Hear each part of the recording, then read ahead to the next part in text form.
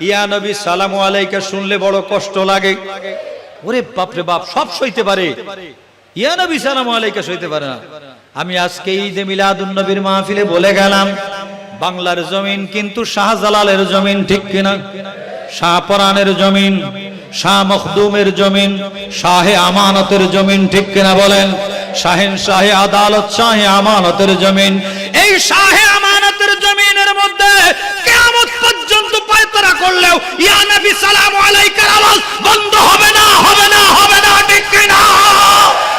আজকে যারা ইয়া রাসূলুল্লাহ বলতে দেয় না, ইয়া রাসূলুল্লাহ স্বীকার করে না, এই দুশমন, এই আহলে হাদিস, এই ওয়াহাবীদেরকে বলতে চাই, আমার দয়াল নবী কামলেওয়ালা রহমাতুল লিল আলামিনকে কেমন করে ডাকতে হবে আমার আল্লাহ তাআলা স্পষ্ট কোরআন শরীফে বলে দিয়েছেন। সুবহানাল্লাহ। আল্লাহ বলেন, লা তাজআলু দুআ আর-রাসূল বাইনাকুম কাদুআই বাদিকুম বাদা। এই আয়াত খানার ব্যাখ্যা তাফসীরে জালালাইন যদি কারো ঘরে থাকে আমার সামনে আনেন, এখানে আমি যদি দেখাইতে না পারি কান দুইটা কেটে রেখে দিয়েন। তাফসীরে জালালাইনের মধ্যে লেখা আছে, আমার আল্লাহর কোরআনে কারীমের আয়াত, লা তাজআলু দুআ আর-রাসূল বাইনাকুম কাদুআই বাদিকুম বাদা। তোমরা একে অপরের মধ্যে যেমন করে ডাকাডাকি করো, আমার হাবিব কামলেওয়ালাকে এমন করে ডাকতে পারবা? বলেন না, এমন করে ডাকতে পারবা? তোমরা ভাইকে যেমন ভাই ডাকো, হুজুরকে যেমন হুজুর ডাকো, ইমাম সাহেবের যেমন ডাকো, বাবারে যেমন বাবা কইয়া ডাকো, আমার রহমতের নবীকে ওই রকম ডাকতে পারবা না। বলে কেমন করে ডাকবা? তাফসীরে জালালাইনের মধ্যে লেখা আছে, বাল কুলু ইয়া নবী আল্লাহ ওয়া ইয়া রাসূলুল্লাহ। আমার দয়াল নবীকে ইয়া নবী আল্লাহ, ইয়া রাসূলুল্লাহ বলে বলে ডাকতে হবে। সুবহানাল্লাহ। এখন বলুন, ইয়া রাসূলুল্লাহ, ইয়া নবী আল্লাহ বলে ডাকতে ভালো লাগে না খারাপ লাগে? ইয়া রাসূলুল্লাহ ডাকতে যদি ভালো লাগে মনে করবেন ঈমান আছে, ঈমানদার। আর যদি ইয়া রাসূলুল্লাহ ডাকতে অশান্তি লাগে মনে করবেন ঈমান চলে গেছে, বেঈমান, ঠিক কিনা? ঈমানদার, ঈমানদার ওই ব্যক্তি আমার দয়াল নবীকে ইয়া রাসূলুল্লাহ বলে ডাকে। ও বন্ধুরা আমার, সাহাবায়ে কেরাম ইয়া রাসূলুল্লাহ বলে বলে স্লোগান দিতেন। সুবহানাল্লাহ কোন? সাহাবায়ে কেরাম জুলুস করেছেন। তাফসীর আপনার সহিহ মুসলিম শরীফের হাদিসের মধ্যে আছে, আল্লাহু আকবার বলেন। সাহাবায়ে কেরাম জুলুস করেছেন। সহিহ মুসলিমের হাদিস বাবুল হিজরতের মধ্যে আছে, 419 পৃষ্ঠার বাম পাতার 14.5 লাইন নিচে হাদিস কানা রয়েছে, ফাসাইদার রিজালু ওয়ান নিসাউ ফাওকাল বুয়ুতি ওয়া তাফাররাকাল গিলমান ওয়াল খাদামু ফিত তুরুকি ইউনাদুনা ইয়া মুহাম্মদ ইয়া রাসূলুল্লাহ। মুহাব্বতে বলেন না সুবহানাল্লাহ। ফাকাদিমনাল মাদিনাতা লাইলান। আমার দয়াল নবী হিজরত করে রাতের বেলা সোনার মদিনায় শুভাগমন করলেন। কোন টাইমে? আমার নবী হিজরত করে মদিনা শরীফ কখন গেলেন? লাইলান। বলেন না, রাতের বেলা। 3 বার বলেন। আরেকবার কোন? আরেকবার কোন? হুজুর 3 বার কইলেন কেন? কারণ আছে, শুনেন। আমার নবী রাতের বেলা মদিনা মুনাওয়ারায় শুভাগমন করলেন। ফাসাইদার রিজালু। লোকেরা আমার নবীকে দেখার জন্য পাহাড়ের উপর যেয়ে উঠছে। কোথায় উঠছে? মানে দূর থেকে দেখতে গেলে উঁচা জায়গায় উঠলে দেখা যাবে, এই নিয়তে গেছে। অন্নেসাউ ফাওকাল বুয়ুতি। আর নারীরা ঘরের ছাদের উপর উঠছে আমার নবীকে দেখবে। রাতের বেলা কি মদিনা শরীফে কারেন্ট ছিল সেই সময়? হ্যাঁ, তাহলে অন্ধকারে কেমনে নবীকে দেখবে? কেমনে দেখবে? জামে আহমদিয়া সুন্নিয়ার ব্যাখ্যা, ঢাকা কাদরিয়া তৈয়বিয়ার ব্যাখ্যা হইল, আমার দয়াল নবীর হাদিস দ্বারা স্পষ্ট বোঝা যায়, যারা সাহাবায়ে কেরাম পাহাড়ের উপর উঠেছেন, মহিলারা ছাদের উপরে উঠেছেন, ওনারা কোনো ভুল করেন নাই, ঠিক করেছেন। কারণ হইল আমার নবীকে দেখতে লাইট লাগে না, আমার নবী হইল নূরের নবী। আমার নবী নূরের নবী। নূর দেখতে, লাইট দেখতে আর লাইট লাগে না, ঠিক কিনা? লাইট দেখতে আর লাইট, তাহলে আমার নবী তো নূর। তা রাতের বেলা নূর দেখতে উপরে যায় আর যেখানে যায় কোনো অসুবিধা? দেখা তো যাবে। এরপরে কি হলো? ওয়াতাফাররাকাল গিলমান ওয়াল খাদামু। গোলামেরা এবং যুবকেরা তারা কি করলো ফিত তুরুকি রাস্তায় রাস্তায় মিছিল নিয়ে বের হয়ে গেল নূরের নবী আসতেছেন সুবহানাল্লাহ নূরের তোরা দেখে যা আমিনা মায়ের কোলে তোরা দেখে যা আমিনা মায়ের কোলে যেন পুর মধু পূর্ণিমারি শ্বেতা চাঁদ দোলে তোরা দেখে যা আমিনা মায়ের কোলে বলেন না সুবহানাল্লাহ আমার নূরের নবী কামলেওয়ালার শুভাগমন হচ্ছে দলে দলে রাস্তায় মিছিল নিয়ে বিভিন্ন রাস্তার মধ্যে নেমে গেছে নেমে আমরা যেমন জুলুস নিয়ে চুপ করে বসে থাকি না আমরা যেমন স্লোগান দেই সাহাবায়ে কেরাম স্লোগান দিয়েছিলেন সহিহ মুসলিমের সহিহ হাদিস ইউনাদুনা সবাই মিলে জমার সিগা সবাই মিলে স্লোগান দিয়েছিলেন ইউনাদুনা ইয়া মুহাম্মদ ইয়া রাসূলুল্লাহ সাহাবায়ে কেরাম ইয়া রাসূলুল্লাহর স্লোগান দিয়েছিলেন মহব্বতে বলেন না সুবহানাল্লাহ সাহাবায়ে কেরাম যদি ইয়া রাসূলুল্লাহ বলে স্লোগান দেয় ডাক দেয় ওই নবীকে আমরাও ইয়া রাসূলুল্লাহ বলে ডাকতে চাই কি না এই দুশমনের রাসূলেরা ফতোয়াবাজি করে শবে বরাত আইলে মাথা খারাপ হজের সময় আসলে কয় মদিনাতুল মুনাওয়ারায় যাওয়ার দরকার নাই নাউজুবিল্লাহ কর হ্যাঁ রমজান মাস আসলে কয় তারাবির নামাজ 8 রাকাত আবার কয় না পড়লেও হয় আসেনি এরা কয় বিতিরের নামাজ 1 রাকাত বিতিরের নামাজ 1 রাকাত এমন এক সাবজেক্ট আমাকে দিয়েছেন এগুলো শুনতে হবে আপনাদের কিছু করার নাই রে বাবা যারা বিতিরের নামাজ 8 আপনার 1 রাকাত বলে তারাবির নামাজ 8 রাকাত বলে তাদের সাথে আমাদের কোনো সম্পর্ক এই জন্য একটা ছন্দে আপনাদেরকে বলে যাই যে বলবে আমার নবী নূরের নবী সে আমার ভাই যে বলবে নবী মাটির তার সাথে আমরা নাই ঠিক কিনা যে বলবে নবী মাটির তার সাথে আমরা যে বলবে নবী নূরের সে আমার ভাই যে বলবে নবী মাটির তার সাথে আমরা যে বলবে তারাবির নামাজ 20 রাকাত সে আমার ভাই যে বলবে তারাবির নামাজ 8 রাকাত তার সাথে আমরা মনে থাকবে নি যে বলবে মোনাজাত আছে সে আমার ভাই যে বলবে মোনাজাত নাই তার সাথে আমরা নাই বন্ধুরা আমার কয়টা বলবো আপনাদেরকে যখনই শবে বরাত আসে মাথা খারাপ হয় রমজান আসে মাথা খারাপ হয় হজের সময় আসে মাথা খারাপ হয় স্পষ্ট বলে দেয় মদিনা মুনাওয়ারায় জিয়ারত করার মধ্যে কোনো ফায়দা নাই প্রশ্ন করছে আমগো দেশের বড় হুজুর একজন নাম আর কইলাম না নালে গরম ভাতে বিড়াল বেজার নাম আর কইলাম না বলতেছে মৌলবী প্রশ্ন করছে কয় রওজাতুম মির রিয়াজিল জান্নায় নামাজ পড়লে কি হবে কয় কিচ্ছু হবে না মসজিদে নববীতে নামাজ পড়লে যা রওজাতুম মির রিয়াজিল জান্নায় নামাজ পড়লে তা নাউজুবিল্লাহ কিচ্ছু পার্থক্য নাই আল্লাহু আকবার হায় হায় তারা আপনার অনুৎসাহিত করে আল্লাহ তো আমাকে অনেকবার হজে নিয়েছেন এই দুশমনেরা তাবুতে তাবুতে আরাফাতে মিনা ময়দানের তাবুর মধ্যে যাইয়া হাজী সাহেবদেরকে নসিহত করে আর বলে মক্কা শরীফে নামাজ পড়লে 1 রাকাতে 1 লক্ষ রাকাতের সওয়াব পাওয়া যায় আর মদিনা মুনাওয়ারায় নামাজ পড়লে 50,000 সওয়াব পাওয়া যায় তাহলে লস করবা কেন তুমি মক্কা শরীফে 1 লক্ষ রাকাত করে নাও মদিনা শরীফ যাওয়ার দরকার নাই তারা ফতোয়া দিচ্ছে কয় মদিনা শরীফ নাকি হজের কোনো অংশ না নাউজুবিল্লাহ কইতেন না হ্যাঁ একটু জোরে কোন একসাথে কোন নাউজুবিল্লাহ তবে আমাদের সুন্নি আলেমদের নসিহত হইল সুন্নিদের আকীদা হইল হজ করতে হয় মক্কাতুল মুকাররমায় আর হজ কবুল হয় মদিনাতুল মুনাওয়ারায় আর জোরে কোন হজ করতে হবে কোথায় মক্কাতুল মুকাররমা আর হজ কবুল হয় মদিনাতুল মুনাওয়ারা দয়াল নবী রওজা পাক জিয়ারত না করলে তার হজ হবে আর জোরে কোন হজ হবে যদি হয় তাহলে এই হাদিস কেন তুমি কি দিয়ে সামলাইবা আমার নবী বলেছেন মান হাজ্জাল বাইতা ওয়ালাম ইয়াজুরনি ফাকাদ জাফানি যে ব্যক্তি আল্লাহর ঘরে হজ করলো করার পরে আমি রাসূলের জিয়ারত করলো না ওই ব্যক্তি আমার সাথে গোস্তাকি করলো বেয়াদবি করলো এখন বলেন যে হজ করে ফিরে আসলো আমার নবী জিয়ারত করলো না আমার নবী পাক যদি বলেন যে ওই ব্যক্তি গোস্তাকি করলো বেয়াদবি করলো এখন বলেন গোস্তাকার বেয়াদবের হজ হয় কিনা আর জোরে কোন। তাহলে আমার নবীর রওজা শরীফ জিয়ারতের দরকার আছে না নাই? এই যে লামাযহাবীরা বলতেছে আমার নবীর রওজা শরীফ জিয়ারতের জন্য নিয়ত করে মদিনা শরীফ যাওয়ার, সফরের নিয়ত করে মদিনা শরীফ যাওয়াটাও হারাম। জোরে কোন নাউযুবিল্লাহ, আরো জোরে কোন নাউযুবিল্লাহ। আপনাদেরকে কি দিয়ে বুঝাই?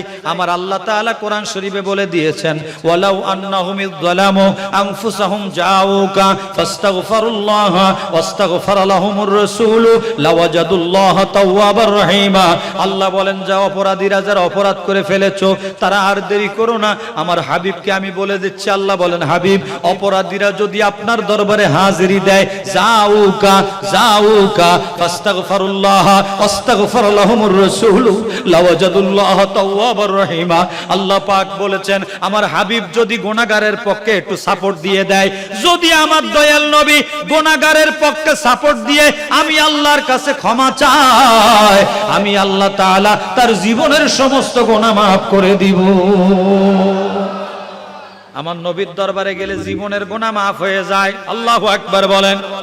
আমার দয়াল নবী বলেন, ক্বাল রাসূলুল্লাহ সাল্লাল্লাহু তাআলা আলাইহি ওয়াসাল্লাম, মান যারা কবরি ওয়াজাবাত লাহু শাফাআতি, যে আমার রওজা শরীফ জিয়ারত করলো তার উপরে আমি নবীর শাফাআত ওয়াজিব হয়ে গেল। এখন ওই নবীর রওজা শরীফ জিয়ারতের দরকার আছে না নাই? ওই নবীর রওজা শরীফ জিয়ারত করতে চাই কিনা? আশিকের মনে কত জল্পনা কল্পনা। আমরা দুইটা লাইন একটু মহব্বতে গাইতে চাই। সালাত ও সালাম গো আমার দরুদ ও সালাম গো আমার কোয় নবী মুস্তাফায়, তোমরা যদি যাও গো মদিনা, সবাই বলেন না, তোমরা যদি যাও গো মদিনা, সালাত ও সালাম গো আমার দরুদ ও সালাম গো আমার কোয় নবী মুস্তাফায়, তোমরা যদি যাও গো মদিনায়। হাজী সাহেবরা যখন যায় আমাদের অন্তরটা পাগল হয়ে যায় সোনার মদিনায় যাওয়ার জন্য। কথা বলেন ঠিক না? আমার নবীর রওজা শরীফ জিয়ারতের বিরুদ্ধে যতই পায়তারা করো না কেন, নূরের নবীর আশিকেরা আমার নবীর রওজা শরীফ ছাড়বে না, ঠিক কি না? এরা ফতোয়াবাজি করে, মিলাদ শরীফ পড়লে দেখতেই পারে না, মিলাদ শরীফের নাম শুনতেই পারে না। ইয়া নবী সালামু আলাইকা শুনলে বড় কষ্ট লাগে। কথা কোন? কষ্ট লাগেনি? ওরে বাপ রে বাপ, সব সইতে পারে, ইয়া নবী সালামু আলাইকা সইতে পারে না। আমি আজকে ঈদে মিলাদুন নবীর মাহফিলে বলে গেলাম, বাংলার জমিন কিন্তু শাহজালালের জমিন, ঠিক কিনা? শাহপরানের জমিন, শাহ মখদুমের জমিন, শাহে আমানতের জমিন, ঠিক কিনা বলেন?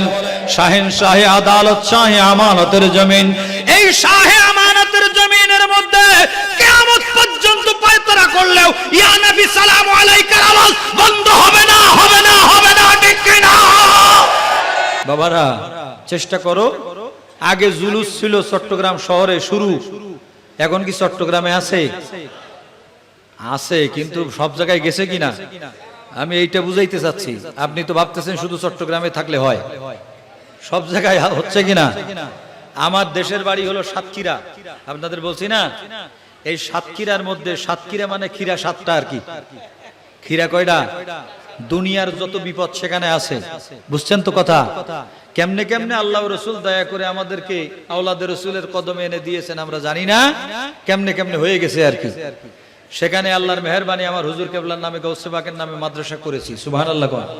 120 শতক জায়গার উপরে বড় মাদ্রাসা হয়েছে। এই মাদ্রাসায় এখন হাজার হাজার মানুষ জুলুসে বের হয়। সুবহানাল্লাহ।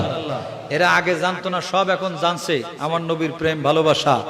তো এই সমস্ত জায়গার মধ্যে প্রথম জুলুস বের হয়েছে মাত্র আপনার 37 জন মানুষ লইয়া, 37 জন। তাই বাচ্চা কাচ্চা বুড়া মানুষ দুই একজন বেরোইছে, এরা আন্দাজে বেরোইছে, বলে একটু হাইটে আসি কি। এখন আস্তে আস্তে এমন অবস্থা হয়েছে, একটা না, আমি আমার জানা মতে সাতক্ষীরা মধ্যে প্রায় উল্লেখযোগ্য শহর সহ 5টা জায়গায় জুলুস হচ্ছে। সুবহানাল্লাহ। কোন এই জুলুস চারদিকে সারা বাংলাদেশে নয়, সারা পৃথিবীতে হচ্ছে। আলহামদুলিল্লাহ বলেন। তা আমার দয়াল নবীর শান ও আজমত বাড়িয়েছেন কে? আল্লাহ বলেন, ওয়ারাফা'না লাকা যিকরা। কই নবীর শান কি আমরা কমাইতে পারবো? যাকে সম্মান দিয়েছেন কে? আল্লাহ। এই জন্য আমি মাঝে মাঝে বলি আল্লাহর পরে সবার উপরে রহমাতুল লিল, আল্লাহর পরে সবার উপরে। তো আল্লাহর পরে সবার উপরে যিনি, ওনার শানে বেয়াদবি করলে কি আমার আল্লাহ ছাড় দেবে? তো কত কথা কইতাম আপনাদেরকে, সর্ব অঙ্গে ব্যথা, ঔষধ দেব কোথা? একটু মা বাবা মরে গেছে দোয়া করবেন, সওয়াব রেসানি করবেন না। হারাম, বেদাত, শিরক, তিনটা জিনিস তাদের ফ্যাক্টরিতে হয়, বেদাত, হারাম আর শিরক, আর কিছু নাই, আর কিছু নাই। আমার এক মুসল্লি, আমি যে মসজিদে নামাজ পড়াই, মসজিদে বেলাল, হযরত বেলাল রাদিয়াল্লাহু তাআলার নামের মসজিদ, মোহাম্মদপুরে। তো এই মসজিদে নামাজ পড়াই আমার এক মুসল্লি, বাজারের মুসল্লি, উনি বাড়িতে গেছে, যাইয়া বলতেছে হুজুর আমার মা মারা গেছে, তো আমি তো 7 দিনে কুলখানি করব, কিন্তু আমাদের মসজিদের ইমাম সাহেব উনি বলছে যে এই 7 দিনে করা জায়েজ নাই। তো আমি বললাম তাহলে ইমাম সাহেবকে জিজ্ঞেস করেন তাহলে কবে করা জায়েজ? তো অন্য আরেক দিনে। তো আমি বললাম 7 দিনের দলিল যেখানে আছে, অন্য দিনের দলিল যেখানে আছে, 7 দিনের দলিল সেখানে আছে, তো কি করতে হবে? আপনি আপনার মতো করেন। কয় হুজুর কইছে, কয় আমার মাদ্রাসায় 2 পাতিল খাবার পাঠায় দিলে হবে। তো তোমার মাদ্রাসায় 2 পাতিল খাবার পাঠায় দিলে হবে, জায়েজ। আর আমি খাওয়াইলে জায়েজ নাই, তোমার বেলা তুমি খাইলে জায়েজ, আমরা খাইলে না জায়েজ। খাওয়ানোর বেলা ঠিক মতো খাবে, আর ফতোয়া দেওয়ার বেলা উল্টা। এইসব মৌলবী এইরকম, এদের ভবিষ্যৎ বড় খারাপ। এরা এজিদের দালাল, এজিদের, ইহুদিদের, এদের সাথে ইহুদিদের সম্পর্ক দেখবেন কালে কালে প্রমাণ হয়ে যাবে। আপনি যেখানে হাত দিবেন, একটু আপনি আব্বা মা চলে গেছে একটু সওয়াব রেসানি করবেন, তাও জায়েজ নাই। মরা গরুর ঘাস কেটে কোনো লাভ নাই, নাউজুবিল্লাহ। মরা গরুর ঘাস কেটে লাভ নাই, কারোর জন্য দোয়া করলে লাভ নাই, নাউজুবিল্লাহ। কোন আল্লাহর কোরআন বলতে হবে, আর তারা বলতেছে হবে না। তো এইভাবে করে বিভিন্ন জায়গায় সমস্যা, নামাজ পড়তে গেলেও সমস্যা, পা এতটা ফাঁক করে দাঁড়ায়, দাঁড়ায়নি, হ্যাঁ, আরে হাত এখানে এইভাবে বুকের উপরে এইভাবে বাঁধে, পা 2টা ফাঁক করে দাঁড়ায়। আমি কি করছি, বাজারে একদিন, অনেক আগের কথা, মাগরিবের নামাজের সময় কোন এক কারণে একটা মার্কেটে গিয়েছি, তো আজান দিছে মাগরিবের। তো চিন্তা করলাম হুজুর মানুষ, অন্তত পক্ষে মানুষে দেখলে বলবে এ বেটা নামাজ পড়ে না, কারণ আমার মন তো চায় না যে বাতিল মসজিদে নামাজ পড়ি, কেমনে ইমাম ভালো না, আমার আকীদার না। তারপরে মনের কষ্টে চিন্তা করলাম নামাজ আবার পড়লেও পড়বো, কিন্তু একবার মসজিদের কাছে কি করি, ঢুকি।